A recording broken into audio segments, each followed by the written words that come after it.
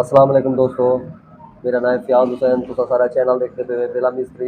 दोस्तों अज एक नवे टॉपिक ते तुहाडे नाल गल करने पे कि ये टॉपिक है साडा संभली हिस्से पावन के बारे कि संभली भी हिस्से पावन का तरीकाकार क्या है ते हारन का बटन पावन का तरीका क्या है।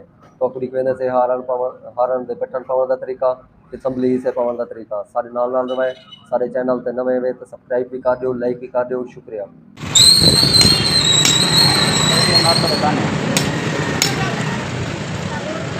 चलो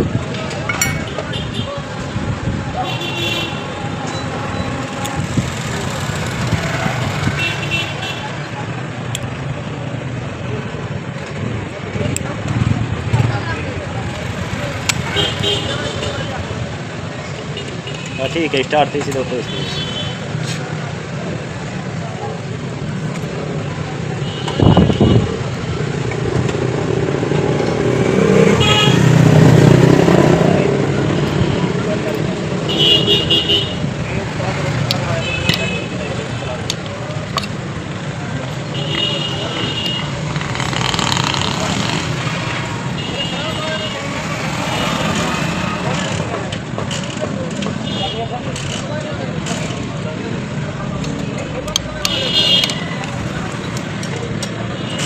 कबल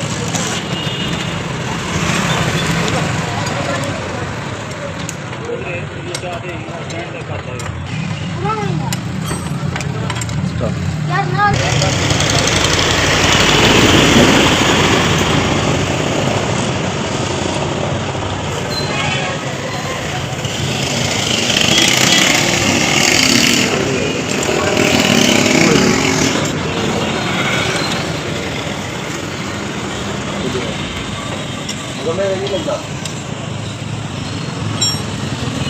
4 मिनट